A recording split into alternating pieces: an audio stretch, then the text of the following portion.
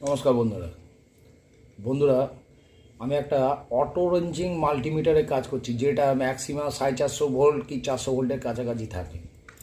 প্রথমে বন্ধুরা এই স্ক্রুপগুলো আমি ঢিলা করে নিচ্ছি, স্ক্রুপগুলো খুলছি, আপনারা দেখুন ভালো করে। এই স্ক্রুপ আমি আলাদা করে দিলাম। তো এখানে হচ্ছে এটা ব্যাটারি থাকে, ঠিক আছে, 6 ভোল্টের ব্যাটারি ইউজ করা হয়।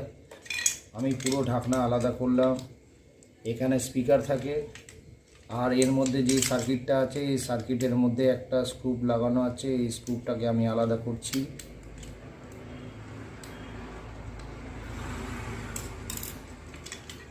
এই দেখুন বন্ধুরা, এইটা পুরোটাই আমার এখন আলাদা হয়ে গেল।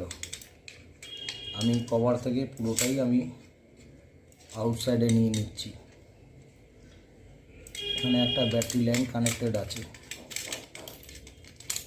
এবার লাইনটা আমি আউট করলাম, দেখুন এই লাইন আমার আউট হয়ে গেল। আশা করি বন্ধুরা দেখতে পাচ্ছেন, এই হচ্ছে সার্কিট। এখানে আপনার অল এভরিথিং শো করছে, ঠিক আছে। এটার ফল্টটা কি আছে আপনাদেরকে ধরিয়ে দিচ্ছি, দেখুন দেখতে পাচ্ছেন, এই যে 1 2 3 4 5 6 পুরো পয়েন্টটা এখান থেকে সার্কিটের পুরো জায়গাটাই ছেড়ে দিয়েছে।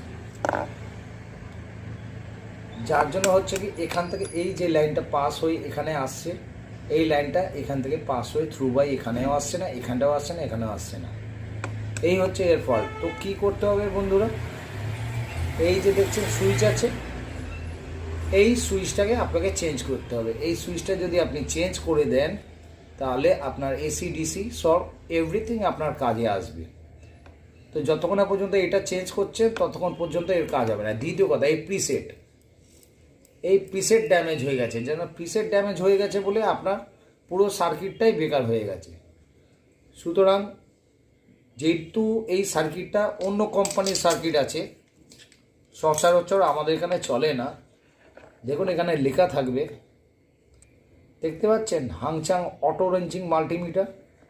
আর এদিকে দেখুন লেখা আছে কি এসিডিসি, ম্যাক্সিমাম লেখা আছে 400 ভোল্ট। সুতরাং বন্ধুরা, এই যে উপরে পয়েন্টটা দেখছেন অন অফের, যেখানে খারাপ বললাম একটা ভি মানে ভোল্টেজ, আর যেই সাইনটা দেওয়া আছে ওইটা ওমসের সাইন। যারা কাজ জানেন তারা জানবেন, এই সাইনটা হচ্ছে ওমসের। ওমস কত আছে আপনি দেখতে পারবেন, হ্যাঁ। সুতরাং বন্ধুরা, আপনাদের যেটা বলা হলো, এই যে আপনাকে সবসময় দেখতে হবে আপনার স্ট্রিপ ঠিক আছে কিনা। সুতরাং এইটাকে চেঞ্জ